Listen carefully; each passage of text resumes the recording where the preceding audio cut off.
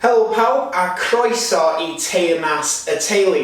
Ein gweithgaredd heddiw yw creu addurniad i'r tŷ ac ar ôl hynny bydd ni edrych I fewn i'r trydydd rhan o beth ydy'r eglwys.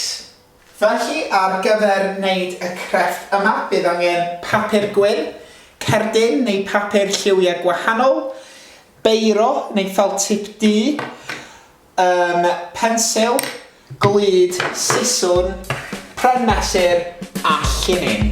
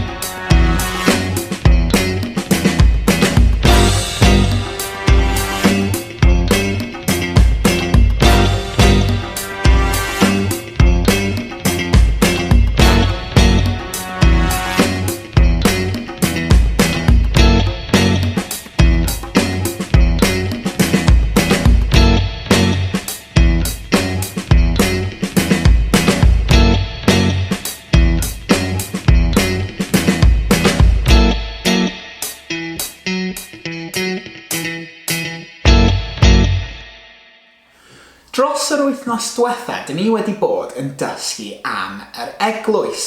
Ac yn barod, dyn ni wedi dysgu beth ydy'r eglwys, sef teulu Duw, ac hefyd dyn ni wedi edrych I fewn I pwrpas yr eglwys, a sut dyn ni gallu rhannu gyda pobl arall, y pobl sydd ddim yn credu yn Duw, amdan Duw, ac hefyd sut dyn ni gallu tyfu yn ein ffydd trwy dysgu am Duw yn yr eglwys hefyd.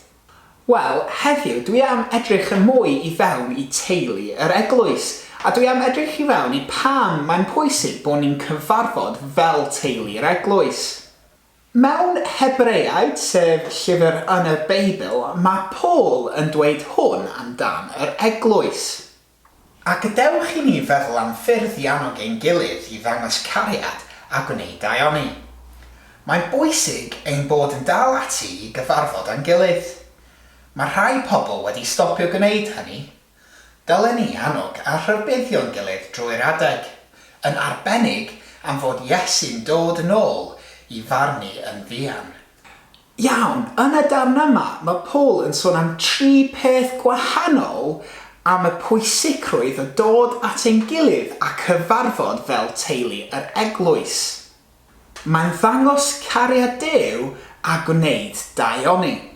Mae Duw wedi galw pob un Cristion i ddangos yr un cariad mae Duw di ddangos i ni at pawb o gwmpas ni.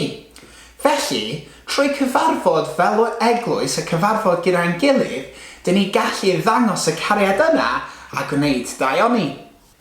2. Dylen ni annog ein gilydd. Dwi ddim yn gwybod amdanoch chi, ond weithiau dwi'n gallu teimlo yn eitha trist, dwi'n gallu stryglo, a weithiau dwi'n gallu teimlo yn eitha unig hefyd.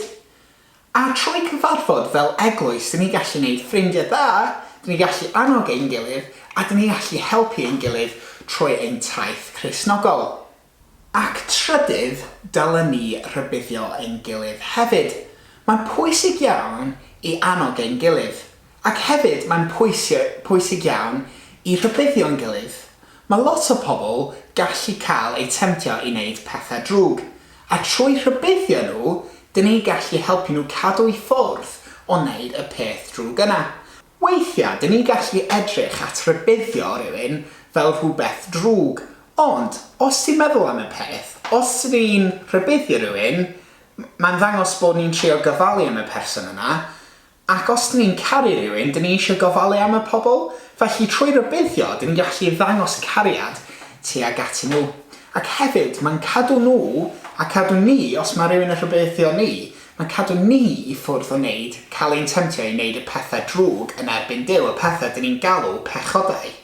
Ac hefyd, yn olaf, mae'n rhywbeth rili dda i cyfarfod fel teulu, achos mae bod yn Cristion gallu bod yn dda a lot o hwyl, dyn ni gallu mwynhau o, a dyn ni eisiau mwynhau o gyda pobl. Ac hefyd, weithiau mae'n gallu bod yn anodd, a mae'n rili dda i cael pobl o'n gwmpas ni i helpu ni yn yr taith yna. A i ni gallu helpu y pobl sy'n stryglo yn y taith bywyd nhw hefyd. A dyna ychydig o resymau pam y cyfarfod fel teulu'r eglwys yn mor pwysig. Felly, cofiwch trio siarad gyda pobl yn eich eglwys achos maen nhw yn yr un teulu a chi, teulu Iesu Grist. Diolch yn fawr iawn am wylio eto.